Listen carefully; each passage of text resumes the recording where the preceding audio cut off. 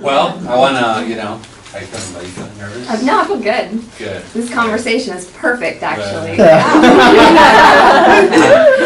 So when I first met, Sarah, she kind of came as a fluke because her husband, or fiance, should I say, I served with him in the military. And he's an internet marketer, he's done really well for himself in that, and she came to, I don't know how we started talking, like how she even came to the mix, but this was a few months back, and when we met, we just had a really instant connection, and someone that started kind of really quiet, but she never missed, one thing about her, she never misses a training. Yeah. Ever. And she is really giving of herself. I think she epitomizes to me, team before self, and she's willing to give her time and read, and she has so much experience, world traveler. She has a really great story, and I just really value her as a human being, and I know that when she speaks, like I've had a chance to see other aspects of her as I got to know her the last few months, and I'm like, oh my God, she has it. And this is a new way of expression for her through finances and things like that, but she just has a tremendous gift of, just she finds ways to make better, and she sees the gold in people. And it's something that I really value about her, and the more I get to know her, the more I just love her to pieces, and I'm just really grateful that you're here, and this is her first time training tonight, so let's give a round of applause to our associate Sarah Bryant. Well, this is a great experience for me because I have wanted to do speaking. Honestly, I haven't really wanted to, I've just felt like I should. And so this is kind of giving me a platform to do something that I felt like I should do for a while. So I'm very, very grateful to be here. I'm very grateful for every single one of you to be here. Getting out and being around other people and bringing your unique individual experiences to the table literally changes all of our brains. Like, the more experiences that we hear from other people, the more we learn about the collective, and it's just awesome for every single one of you to be here. So thank you for coming out tonight. Yeah, this is great. So mindset. When I told my dad yesterday that I was going to be speaking about mindset today, he goes, oh, you know what? The first thing that I thought of when he said that, and I was thinking, don't tell me, Dad, because I don't want to add what you're thinking into this mix, but he goes, don't let your mind be set. And I was like, wow, that's so powerful, because if you stop, if you're like, this is how it is, you have no room to grow.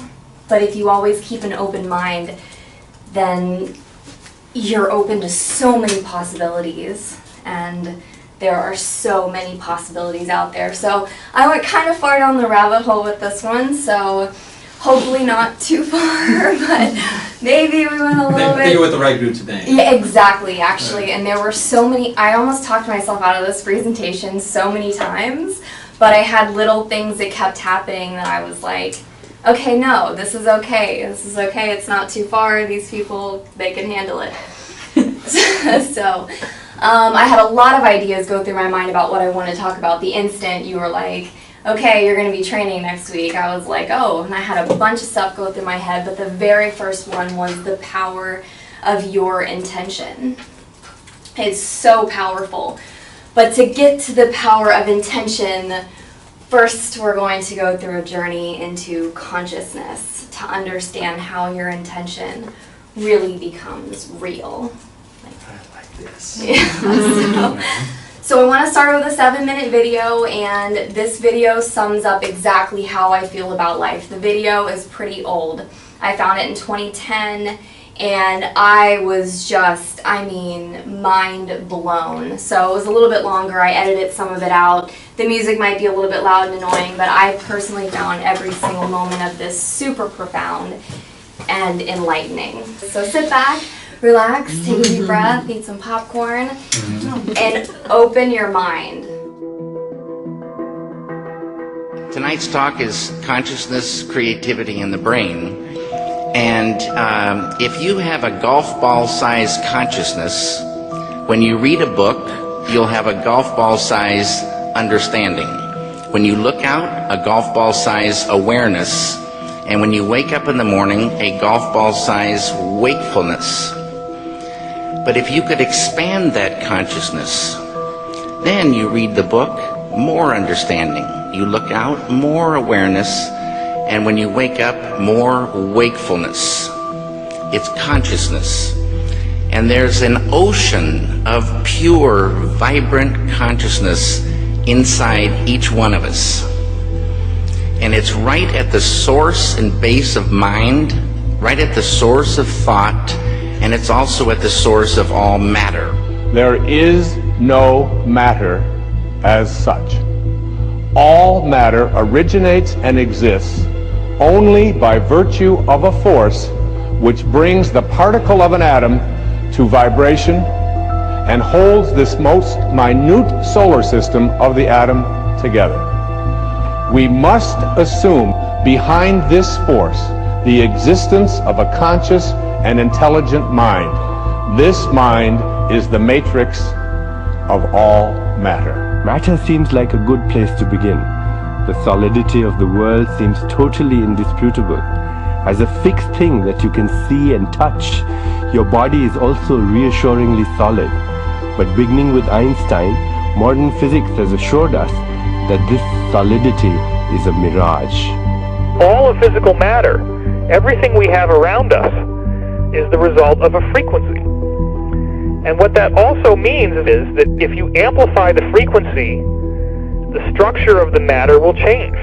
It's as if reality is so connected that when you look at one small part, you can see things about other parts, that the entire whole is contained in the part. And in a sense, you can't divide reality up because we're cutting up a hologram. We can't find where one particle is because it's always a reflection of all particles. In a hologram, the whole pattern is whole and complete unto itself, and if you were to take any little portion of this whole out and examine it closely, you will see the entire pattern repeating itself again and again and again. Anywhere in this pattern, if we were to change one little aspect on any one of these little holograms, that change would be reflected throughout the entire system. Quantum physics has revealed what ancient masters knew. Matter does not exist. The substance of the universe is consciousness. Belief that the substance of the universe is matter leads to what I call a fear-greed dichotomy. As people in their quiet desperation attempt to accumulate as many material possessions and riches as possible. In fact, the substance of the universe is consciousness. Therefore, it is behavior that is important. Fear is a very slow, dense vibrational state.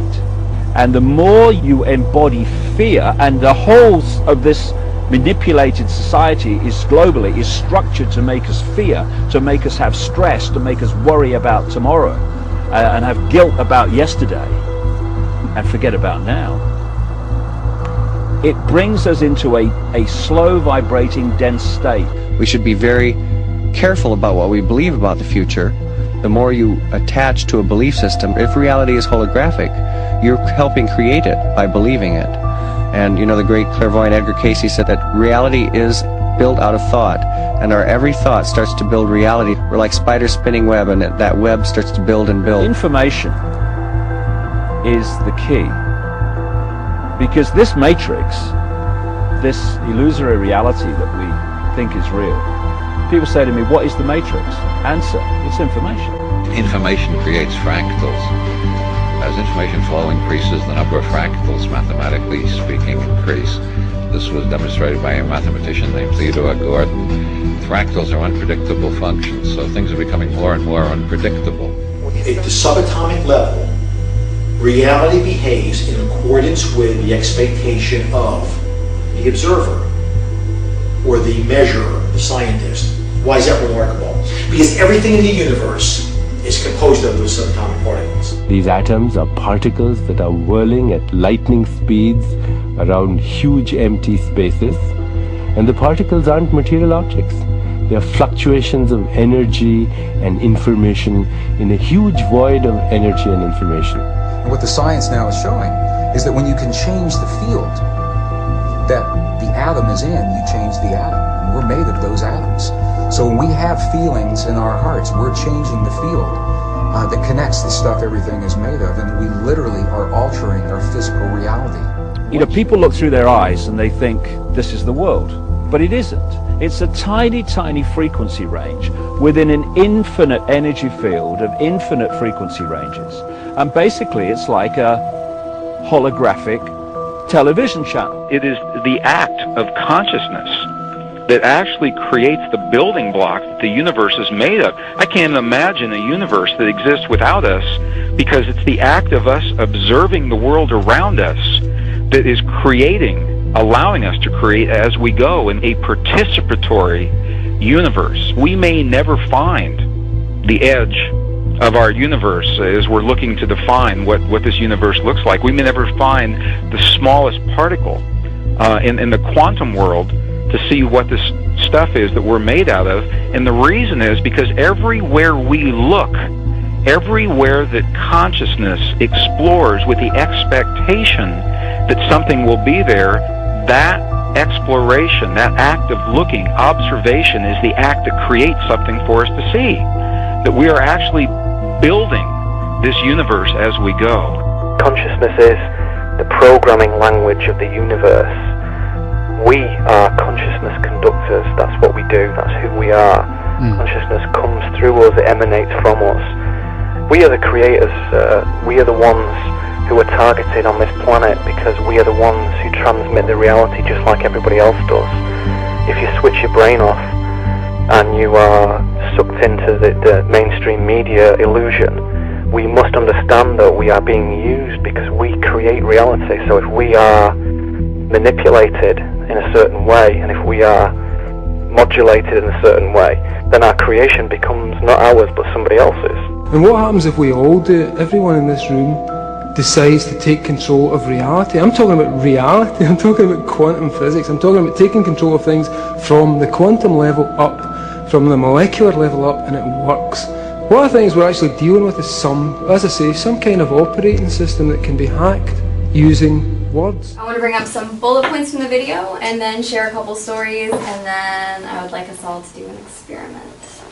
Don't worry, it's gonna be something you do on your own time. It's not gonna be anything crazy, but it goes along with the story. So the first bullet point was from the second clip. It was Wayne Dyer talking about a man named Max Planck who won the Nobel Prize for his work on the atom.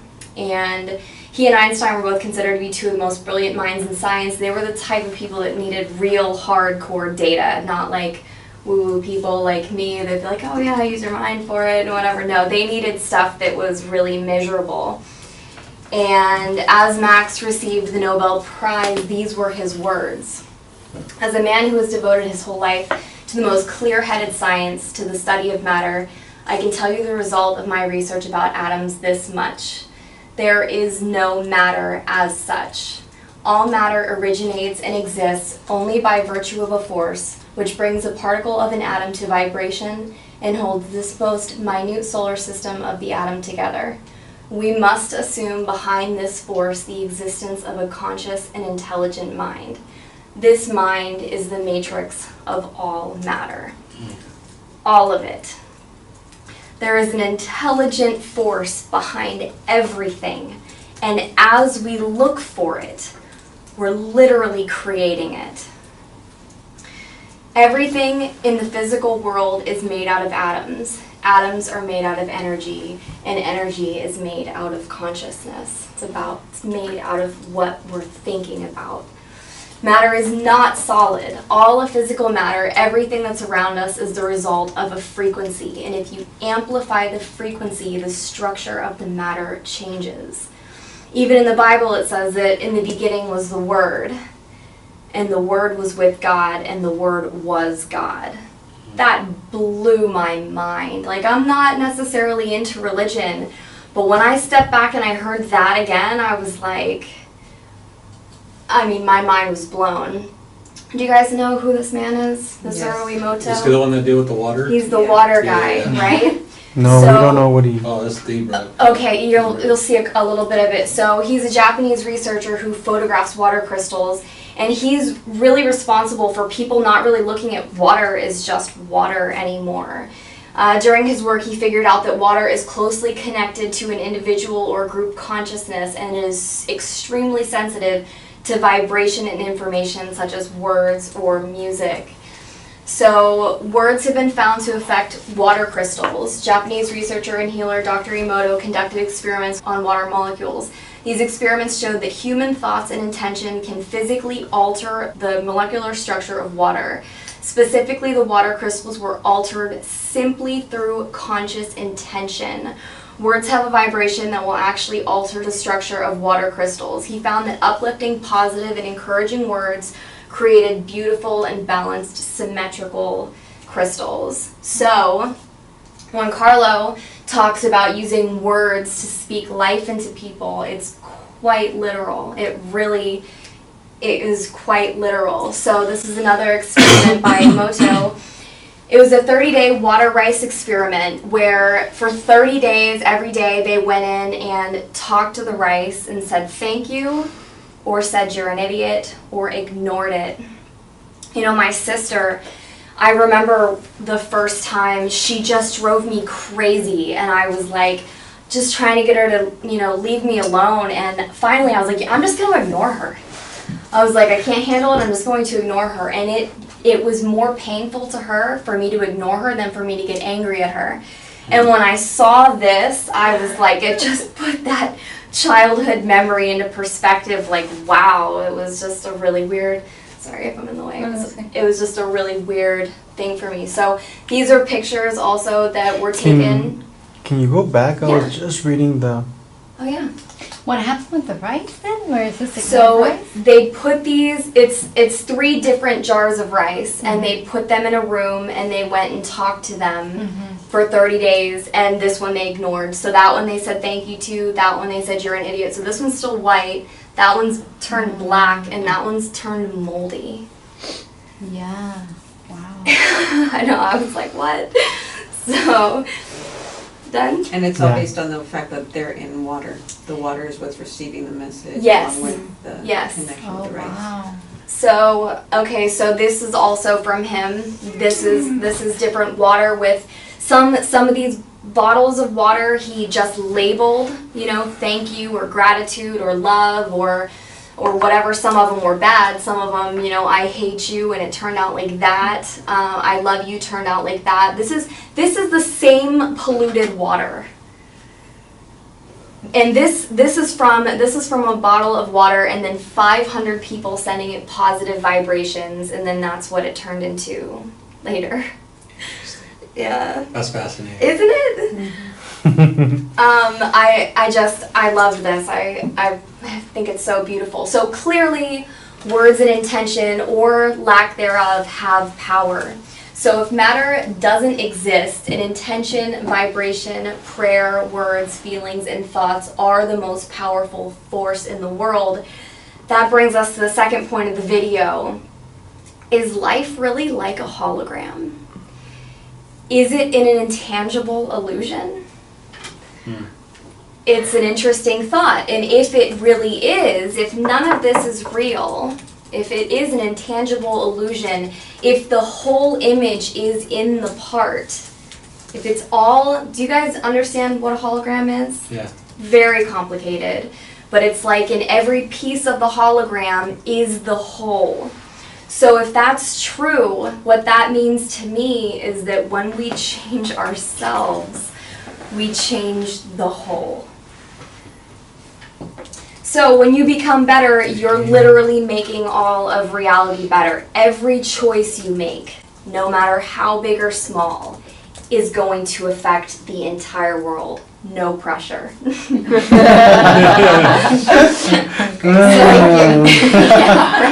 Right? Damn. Yeah. So for example, just smiling at someone, that can literally change their entire physiology, and you don't know what that's going to do to affect the rest of their day, which could change the rest of their life and everybody's life they come in contact with thereafter. So I used to think, who am I to do anything about anything?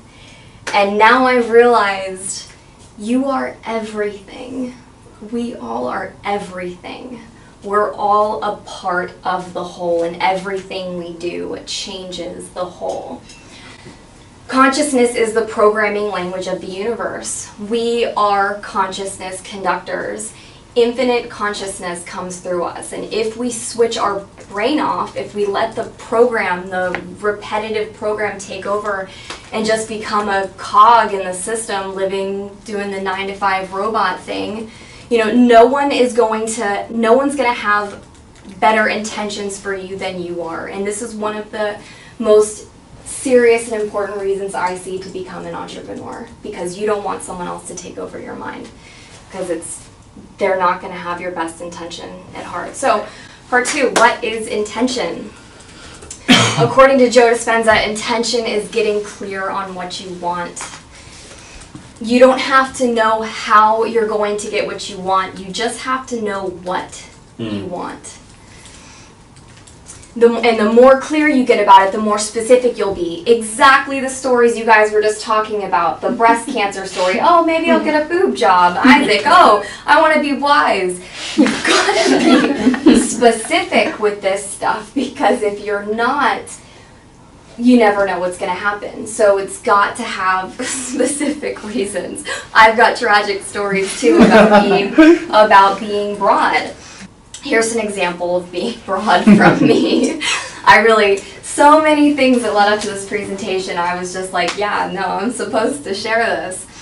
So I went to Las Vegas a while ago. I love to gamble. I've loved to play cards since I was like 16. I used to play poker with friends of mine, and I always did so good, and I thought I was so great at it. And then I moved to a different state, and then and started to play with new people, and I was like, oh, I could read my friends really well. I'm not as good as I thought.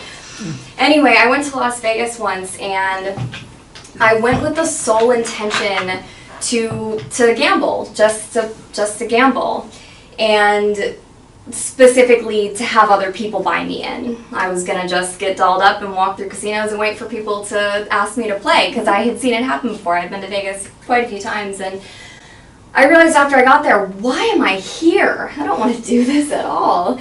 And so I started to say, the universe gives me money, the universe gives me money, the universe gives me money, just over and over. And I think it was on maybe my second day, I had $400 in 20s in my purse, and I wanted to get them changed for hundreds. So I'm walking to the cashier's cage, and I'm in a beautiful hotel. It's the Cosmopolitan. Have any of you guys been there? Yeah. I love that place. It's so beautiful. I love it. So I'm walking to the cashier's cage. I see the cashier. We make eye contact. As I'm walking, there's nobody else around. As I'm walking towards this guy, he reaches down in his drawer and he pulls out $300 bills and sets them down on the counter. I'm not thinking about it at all. I have no idea what he's doing. It doesn't even cross my mind. I get up there and I go to count my money, and I already knew how much it was, and I hand it to him. I said, I'm just going to let you count that. I said, it's $400, but I'm just going to let you count it. So he counts it, puts it in the drawer, takes out $400, and sets it behind the $300. So he had put the $300 closer to me. I swear this really happened. And then he had the $400 closer to him. And I look down at the money, and I look at him, and I look down at the money, and I look at him, and I look down at the money, and I look at him, and I said, what is this, a bonus? Like, I wasn't trying to, do anything bad. I said, what is this, a bonus? He didn't say anything. And then I started to think what I had been saying, and I'm like, is that possible? And so I decided to stall to see if he picks up his money, right? So I go in my bag and I pull out 2 10s, and I hand him 2 10s. Like, can I get a 20 for that? And he, sure, sets it down. Again, I would still need to reach over the random $300 this guy laid out, and I'm like, pick it up, pick up the 400, pick up the 300, pick up the 20, and I'm like, thank you. I turn around and I start walking away, and I'm like, what just happened? And I'm like, I'm going to go play craps. I had told myself I wasn't going to gamble with my money, but I was like, you know what? Whatever. I was like, I'm going to do it. So I get to a craps table, and I put down 300. And I played for maybe an hour, and I looked down at my chips, and I have exactly the same thing I started with, and I was like, I'm done. So I go to pick up my chips, and I turn around to walk away. I get maybe to that wall, and I get a tap on the shoulder. And I turn around, and I'm like, yes. This person goes, when you walked away, the table got cold. I didn't even recognize this person. And I was like, I'm sorry? I don't know what to say about that. And he goes, how about I'll give you $300 to come back and play again? I was like, I don't think I can say no to that. So I turned around and I went back to the craps table. And as we're walking there, this guy goes, you know what, really, if you just, I swear, he goes, if you just want to take the money and walk, that's fine. And I was like, no. I was like, I want to play. So I go over there, super cool, we talked, it was fun. I won another $300. And I'm, played for, I don't know, maybe an hour, and then I was like, okay, I'm done. So I go to leave, and I'm walking away, and I'm looking down at this $900 in my hand. It just appeared out of nowhere. I took a picture. I should have put it in here. I just took a picture of me with this random money. Like, how did this get here? And I didn't put a number on it. I just said the universe gives me money. And honestly, if it had only been like a couple $100s, I really wouldn't have even thought of it. But that was significant enough for me to be like, holy shit, this is what I've been thinking about.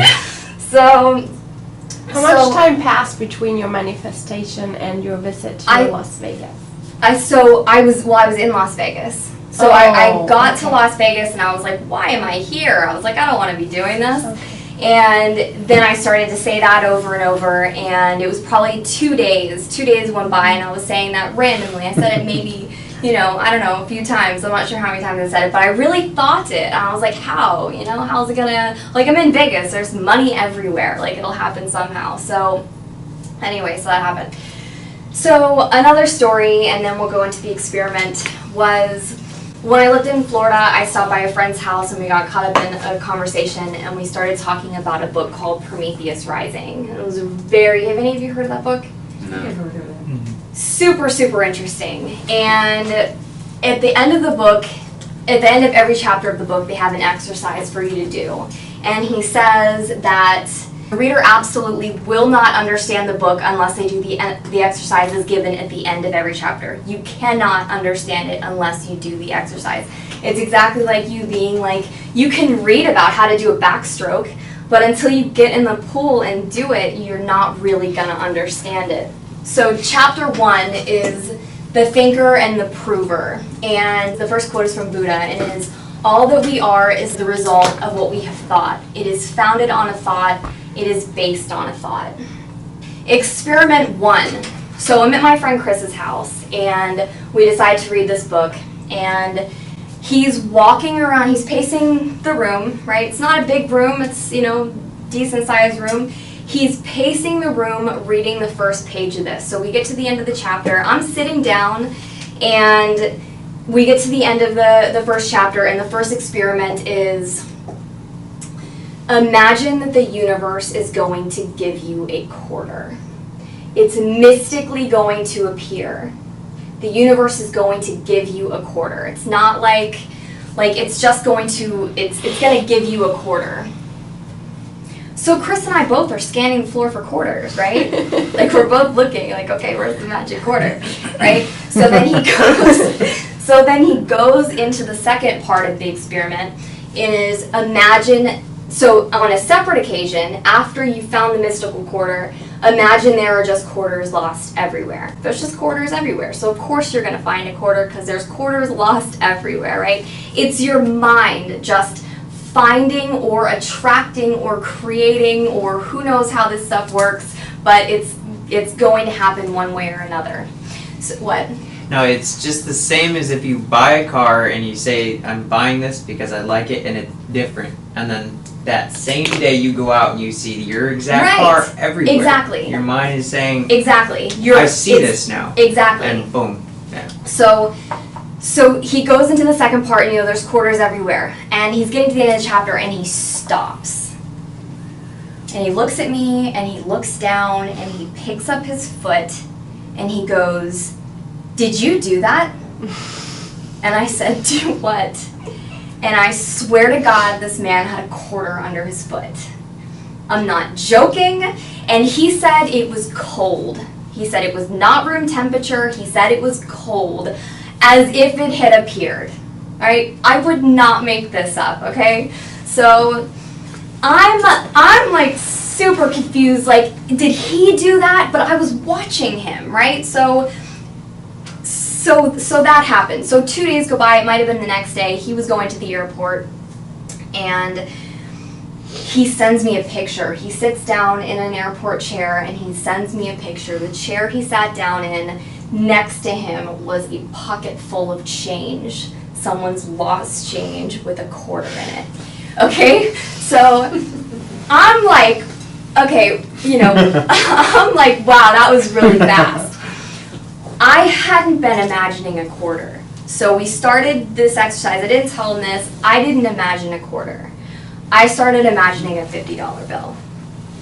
Hundreds are pretty common, right? She's like, forget about yeah, that. what? Why would I, if I'm going to manifest something, why would it be a quarter?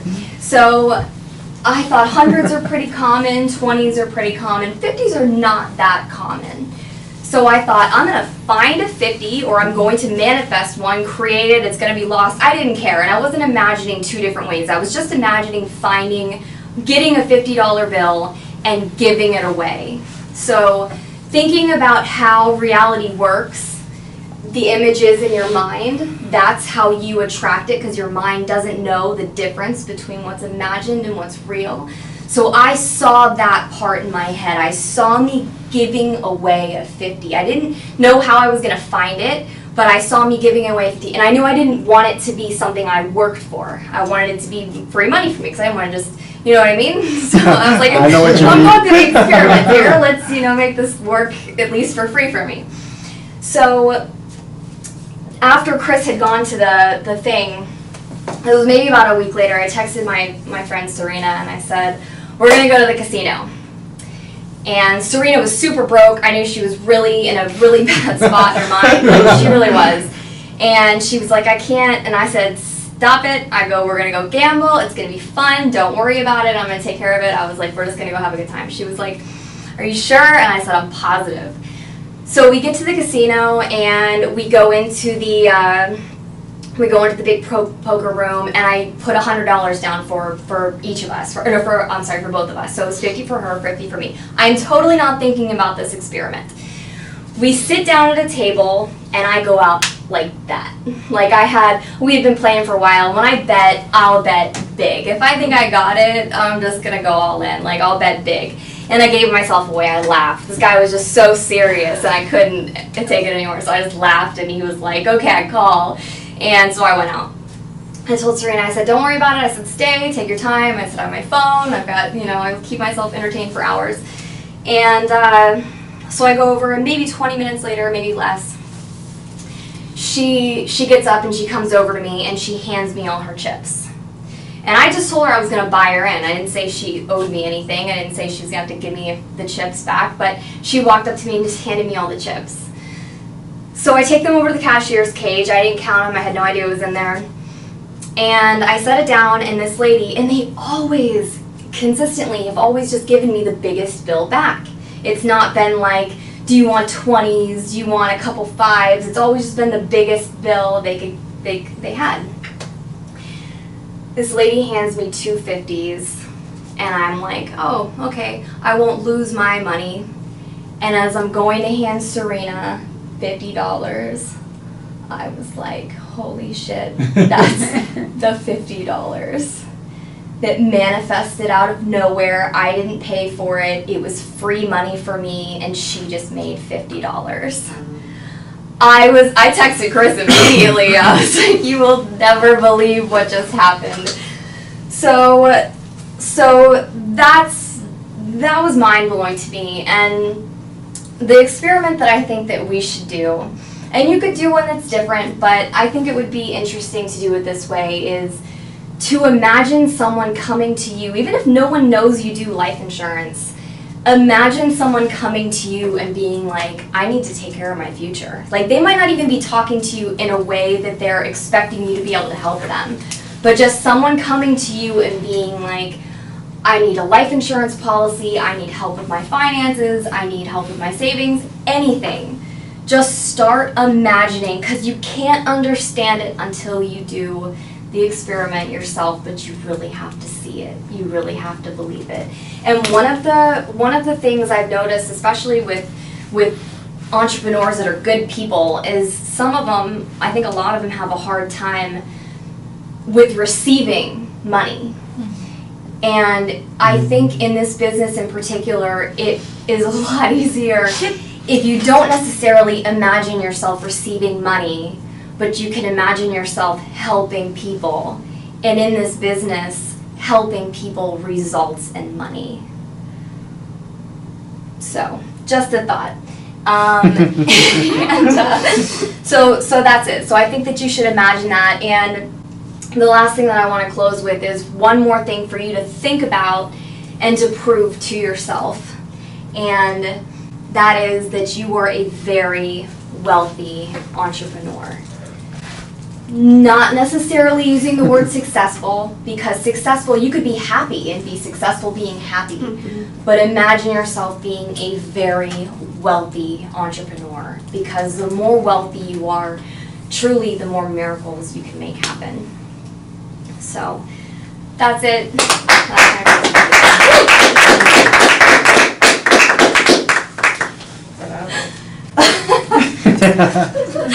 Well, that went better than I thought it was going to. Where were you day one with this training? Right? When you started in the business, right? I want to be here right now. It was really good. That was. You effed up because now I know what you're. That was phenomenal. Yeah. On many levels. It's really. I was captivated. I was just like, you had me. I was really sucked in. Like, I don't know if you guys felt like, I was just like, Yeah. right? I was totally sucked into your content, and you're right. It was your energy. You know, you had such a passion up here, and which is really refreshing to get a new twist and new trainers up here, right? Because I felt inspired. Like, it was a very and I was, I read a lot about my emotions. I'm like, oh, how do I feel right now? I feel inspired right now. You know, and I really, without a shadow of a doubt, I really believe that. Like, I wrote down Prometheus Rise on, okay, like, I really believe, in repetition, right? And imagine that. And I am going to do that experiment. I am going to take it seriously. Because I really do believe that. I do believe that in creating that. And loved it. Every bit of it, right? We got to have you up here more. Right? And so that was nice. It was good. I'm glad you came up here this evening. So awesome, guys! Wow, tonight was better than I thought it was going to be. Right? Me too. Not typical training for an insurance company, huh? So people that work in the industry is like, they did not talk like this in your life, right? And so I want this to be that way, right? Yeah. And I welcome that, and so loved it more than even the words. What I'm telling you don't do it justice, right? Awesome. Loved it. You did. You smashed it. Yeah. You did a great job.